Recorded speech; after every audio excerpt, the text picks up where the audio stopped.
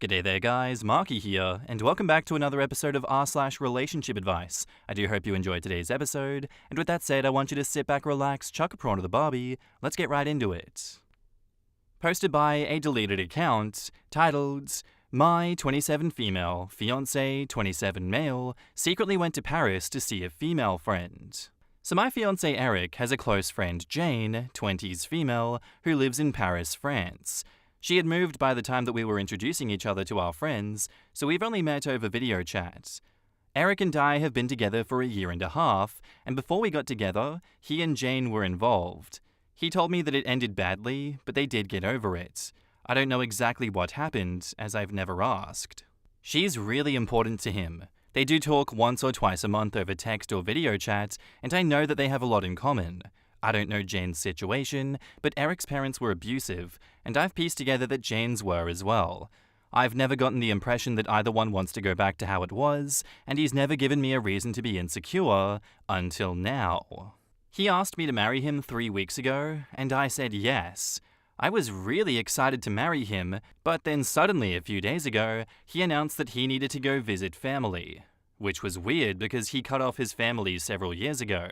He has expressed to me that he has no interest in seeing them again. He said that it was an important family emergency, and then just left. He kept me updated, and we talked a few times on the phone. He told me that his mum was having health issues. I have no reason to be suspicious. Edit, I'm reading that over, and it sounds weird, but he's always been very touchy when it comes to talking about his family, and I just didn't want to push it. But then, a couple hours ago, I got a message from Jane asking if Eric was okay. I said that he was visiting family, so he was probably just a bit stressed out, which is why he wasn't responding to her messages. She then informed me that he is in Paris with her and snuck a photo of him in her apartment. I haven't replied to her yet. I'm freaking out. I have no idea what to do. He just got on a plane to fly over 12 hours to see her without telling me, presumably last minute. Why is he there? Do I talk to him? Has anyone else been in this kind of situation before? In the comments, Blue Dolphins 1221 says, Did you ask her for more details on why she asked if he was okay? Unfortunately, he lied to you. He fabricated a story, he runs off to see her. Did he have second thoughts and wants to see if she still wants to try with him? OP says, I haven't replied to her yet since she sent me the photo. The first message was, Hey OP, is Eric okay? He's acting a little strange, which I assumed referred to him not responding. When she told me that he was in Paris, she wrote, he's here? And just sent me the picture. He's asked to marry you, and now he's having a crisis involving her. Maybe he's realizing what they had isn't over, to him at least, and he's trying for one last shot. Either way, he's a liar, and I'd be done with his ass. If she's messaging you to ask if he's okay, then she's not in on whatever feelings have driven him to visit her. My reading of that is that he's still into her on some level and wanted to see perhaps if there was any reciprocal feelings. If I were you, I'd rethink the relationship. This chap is not 100% sure that you are it. I'm so sorry. He probably proposed to OP to see how Jane would react, and then waited for the right time to confirm if his move gave her any realizations about their relationship. Just keep talking to Jane, and don't say shit to him. If y'all live together, then use this time to figure out your future living situation. If you don't live together, then use this time to completely remove him from your life. A man that lies this easily to you isn't one that you should tie yourself to legally. That's ignoring all the other flags that are waving about. I'm with these guys on this one. This is definitely not a normal situation. It is not something that was communicated. He took a flight 12 hours out of the country to see this woman. I would hope that for most people this is a deal breaker, because what is going on here? I don't actually know if he can talk his way out of this one. I would leave if someone were to disrespect me to this level and not explain themselves. And now onto the update. Thank you for all the comments and advice. I read every single one, and I appreciate all of the advice. I'm sorry for the late update, but I'm extremely tired and haven't really sat down in a week and a half. To just get to the point, I left him. A lot of people were concerned that he'd find the post, but I did change a lot of the details. The main issue remains the same though. Jane lives in a foreign country, at least 12 hours away, and he decided to go to her without telling me. I also did see some comments discussing the age gap between Eric and Jane. Jane is in her late 20s. I said 20s because I wasn't sure at the time how old she was. After I posted and the comments started rolling in, I had to shut my phone off. There were so many people saying that Eric wanted to be with Jane, that he wasn't over her, and I started having a panic attack.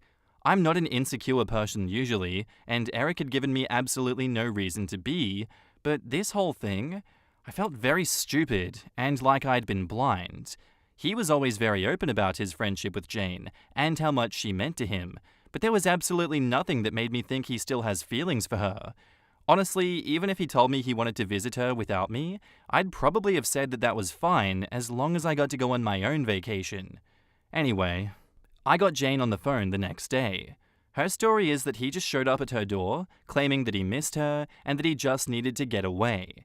She provided proof that she had no idea he was coming, and I have no reason to not believe her when she tells me nothing happened. I think she was angrier than I was. At the time, she figured that something really bad must have happened, either with me or with his family. She knew from past experiences that it was better to just let him talk when he was ready rather than pushing it. She gave it 2 days, during which he was behaving very impulsively, kept spacing out, and he brought up their past multiple times. They hadn't seriously spoken about it since it ended years ago. He is usually the calmer, more level-headed of the two of them, so this behavior was extremely out of character. Finally, she decided to text me to see if I knew anything. After I told her that he was with his family, she put it together pretty quick that I had no idea where he was, and she confronted him about it. They got into a massive fight that lasted for hours, and she eventually told him to leave. She didn't really tell me what the fight was about, just that she yelled at him for not telling me, but after talking to him, I've got a hunch. Jane and I talked for a long time. Both of us were crying by the end of it. I think this whole thing opened up some wounds. She told me their history, a lot of which really surprised me, like how they weren't really even boyfriend-girlfriend, and he's the one who ended it. He'd always given me the impression that it was a bad, but ultimately mutual breakup. It was just a really toxic situation for the both of them, and it took them a long time to get back to being actual friends after. Which brings me to my conversation with Eric. He showed up a few days after I talked with Jane. I had packed up and left to a friend's at that point. He came over to talk. My friend was in the place the whole time. We talked for a while, and I asked him 100 questions, and he answered 5 of them. He said he was sorry, that he can't provide an actual explanation for what he did because he doesn't understand why. I said that that wasn't good enough, and I needed him to tell me what happened. He said he couldn't, because I won't understand. I suggested couples therapy for us. He's been doing it individually since before I met him, but he said he didn't want to. He just wants to forget that it happened. The positive explanation I have is that he had some kind of freak out after we got engaged, or maybe something did happen with his parents and he couldn't talk to me about it, which is fine. I don't necessarily think that if someone is struggling, the first person they should always go to talk to about it is with their partner. I'm totally fine with him going to Jane if he was freaking out over the prospect of us getting married, or if he did hear something about his mum. Obviously, don't fly to another country and lie about it, but that goes without saying. Jane could probably understand that better than I could, and would know what to say, but he can't even talk to me about it now, nor is he making an effort. So how does that bode? He just wants to pretend that everything is fine and normal, and I just can't do that. On top of all of that, up until now, he's never been secretive about how he feels, or what he's thinking about, or his history. He hates talking about it, and is touchy about people asking a lot of questions about it, but he's always told me stuff if I ask. I think if he was panicking over getting married, or if something actually happened with his mum, then he would tell me. I couldn't help myself, and asked if it was because he just doesn't want to talk about the fact that he wants to be with Jane and regrets how he treated her. He denied it, but I think I hit a nerve. He claimed that he doesn't have any leftover feelings for her other than the fact that she's a big what if. She's important to him, but she's the past, and I'm the future. This may just be my fear talking, but what if this whole time he's been using me to try to make Jane jealous because he's realized that he lost her, and he went to see her to see if she still wanted him just in case? I think that's what they fought about. I think he went there to see her because he realized he still wants her. And she's been off living her life without him, no problem. It's bad enough if that is the case, but if I take him back, what if she changes her mind? I don't have a reason to believe that she will change her mind. She doesn't talk about him the way that I talk about someone that I'm romantically interested in, and now that I know their history, I wouldn't want him back either. But who knows? After our conversation, it is obvious that he's not 100% certain that he wants to build a life with me, and he's not willing to do what it takes to fix this. I'm not worth the work. He won't even try. And that's basically the big issue for me. I can't build a life with someone who won't put in the effort. So I don't want to be with him. I told him to leave, and he left without a fight. I've blocked him on everything. I've talked to Jane a few times since, and they have spoken. She told me that he's probably going to take some time off work and figure stuff out. I hope he can get some help. Plus, I know it sounds utterly bizarre, but I think I've actually gained a friend in her. She's checked in on me multiple times and even helped put me in touch with a new place to live that I just moved into. I'm really tired. It's been a really horrible and busy time. Thanks for the support and the advice. I'm glad I found out now before we had started seriously planning, or worse, after we got married or had children. If I find out anything more, I'll update on my profile. If anyone has any advice on how to deal with the embarrassment or good ice cream flavors to get through the pain though, let me know. In the comments, Winterfront1431 says, "It definitely sounds like he was trying his luck with Jane. Maybe thought he could get something to happen and then come back and either have got it out of the way or leave you for her. Don't wait around for him. Keep him blocked." And OP says, "I think it's pretty funny that he seems to have thought that the woman who moved away to a foreign country has been sitting around for the past few years waiting for him to want her." Incognito Landshark says, "I'm so sorry for what he put both you and Jane through. And if he is in counseling like he stated, it's not working because this shows he has some deep, unresolved issues that he thinks can be fixed with the right partner. Jane is a good person. I wish both of you well." And OP says, "No, seriously, she's my hero, and I genuinely hope that he gets the help that he needs. I don't want him to be miserable forever. He was a good partner until all of this. My experience with him doesn't match up all that much with Jane's experience with him." I do think he's got unresolved issues, but it also sounds more like he's taking some form of drug if he has no history of manic breakdowns.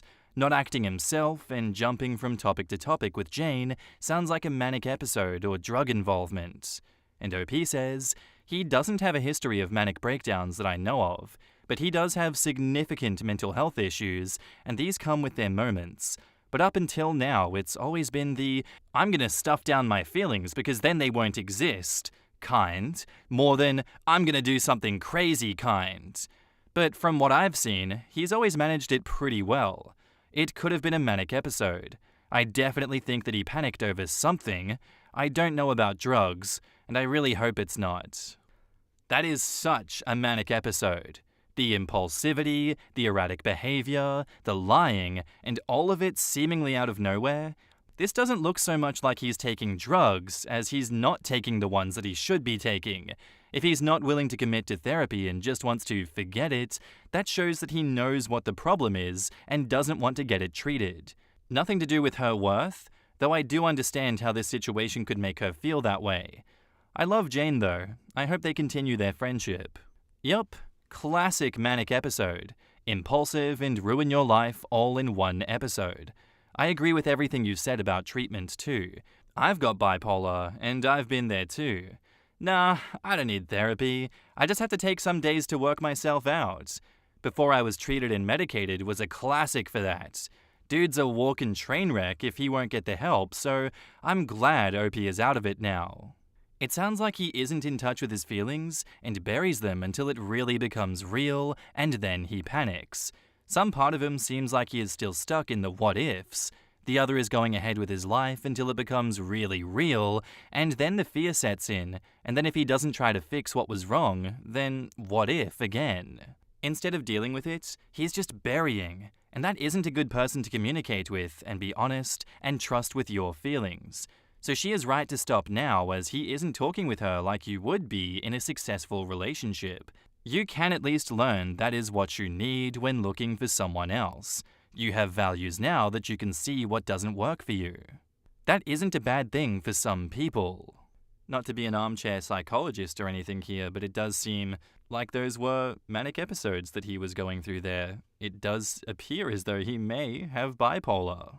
Perhaps this was just an event that was highly stressful for him, the straw that broke the camel's back on an already increasingly stressful life that he is leading before this, that made him crack, that made him just go into a manic state. And really, it's just burned both bridges with Jane and with OP in this situation. I know it's cringe to speculate on these things, but, there doesn't seem to be too many other possibilities that it could have been here.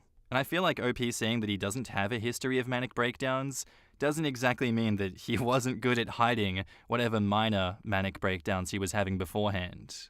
OP's description of his behavior being the kind of, I'm gonna do something crazy, fits in really well with that risky behavior, irritability, and flights of ideas symptoms that you would see with people with manic episodes.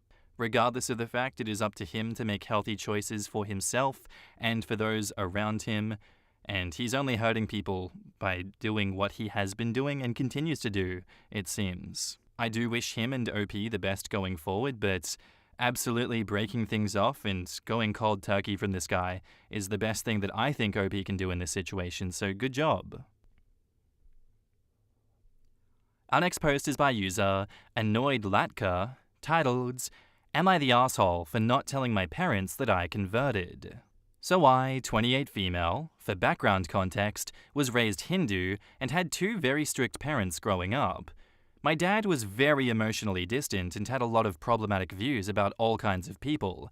My mother was overly controlling and spent most of my teenage years trying to make me the ideal version of a daughter that she had in mind. I resented my family hugely, and as soon as I had the chance, I ran away to university and never really looked back. Nowadays, I keep them at an arm's length and only see them twice a year or so, but I'm planning on cutting them off pretty soon. So I met Zach, 32 male, through work, and we've been together for about 4 years now. He had a totally different upbringing to me, and when he proposed 2.5 years ago, I decided to convert to his faith. I didn't do it purely for him or anything because I had been interested in his religion for a while, and so when he proposed, I kickstarted the process. The conversion process was finally completed back in July, and then a month later, we married. I dote on my in-laws, and the way they treat me with love and kindness has always shocked me a little bit because I never had it growing up. I didn't invite my parents or anybody in my family because I know they would have absolutely disapproved of Zach, mainly because he's not Indian or Hindu. Zach and I don't plan on having kids for a few years, but the agreement would be that our kids would grow up exposed to Indian culture and would grow up with the 2 Indian languages that I grew up speaking. But they'd also be raised as Reform Jews until they were old enough to make an informed decision about what they wanted to be. One of my cousins dropped by completely by surprise last week and was totally surprised to find Zach in my apartment. She noticed our wedding picture and stormed out of the apartment. Long story short, my phone is now blowing up with messages from multiple family members saying that I've betrayed them and that my parents are going to die from grief. I've had a voice call of my mother screaming at me about how I've failed them once again as a daughter by ditching the religion that I was born with, and that I've always been a failure. I've blocked their numbers for the sake of my sanity. Zach suggested leaving the country, and I'm seriously thinking about it. Am I the asshole? Zach's family insists that I'm not, and they personally think that my family are psychos. But at the same time, all the guilt tripping I'm being put through is starting to get to me. I know converting is a huge deal and everything, but at the same time, I doubt my parents would have been supportive. Christ, with parents and family like that, who needs enemies, right? I just think from the get-go, if they realized that, hey, you're distancing yourself from everyone because you don't feel included in this family, because who knows, we're not the baddies, are we? You wouldn't have such an explosive and irrational response to finding this news out. If this family wasn't full of absolute psychos, they would approach this situation with empathy and with sadness, being like, hey, what have we done? I want to understand why you kept this all from me. But instead, they're just this gaggle of insanity that cannot be controlled. She's screaming at you over the phone saying, "You failed me once again." That's just asking for the entire family to be cut off for good. I don't understand why people do this. Absolutely not the asshole OP. I can see why you don't like them and why you didn't invite them. Oh my god. In the comments, Irritated Mango says, "Not the asshole. You made your own informed decision about something that literally doesn't harm anyone. Your parents are most likely lashing out because it doesn't look good for their image in the community. Sad, I know, but it's a good possibility." OP says, "Sadly, I think you're right. They were always obsessing over their image amongst their friends. And thank you." Not the asshole. Ultra-conservative part of Indian culture is extremely outdated, controlling, and dangerous. They treat you not as their children, but their property, and as an extension of themselves. I would be concerned for your safety and leave the country. When they treat you as property, they are not beyond harming you. OP says, "I agree fully. Hence why Zach has suggested leaving the country now, as opposed to next year when I wanted to go no contact. I highly suggest watching your back since they know where you live. I know it might not be common, but there is still way too many of these kinds of stories ending badly. You can never be too safe." You're not the asshole for converting, but it's worth mentioning that you've been maintaining a somewhat cordial relationship with them and haven't even told them you were married. I don't think you're an asshole for that, but you're just dragging out unnecessary drama for yourself by compiling all of these huge secrets. Either cut the cord and stop contact as you plan to do, or be honest. Not for them, but for you. They are not entitled to anything from you, but you owe yourself to live an honest and secret-less life. And OP replies, "I actually was going to go no contact next year because my current work are trying to see if I can get transferred to one of their international offices in the new year.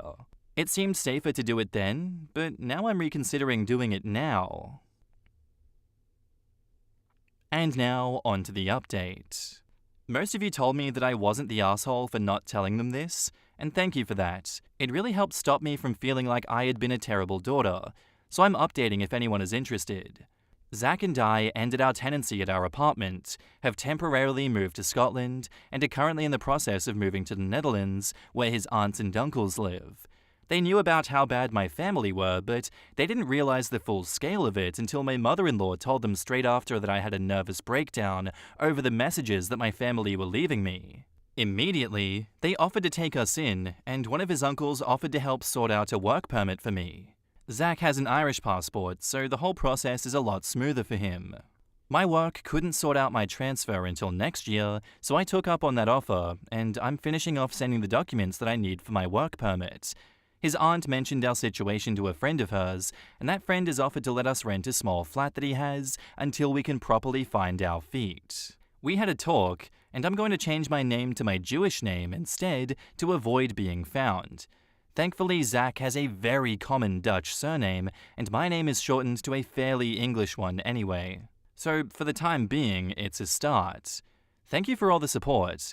The kindness of Zach's family and their friends continues to blow me away, and I can't quite believe that I've finally found my circle. This whole experience of being found out as having converted was very emotionally draining, but I'm glad that it's almost over. In the comments, LoveBeach8 says, "I'm so sorry that you've had to go through all that crap, but I'm so happy for you now. May all your wishes and dreams come true, and enjoy your new life. And I'm so glad both of you are able to make sure your future children will never experience that toxic environment. Here is to a wonderful future." OP says, "Hear, hear.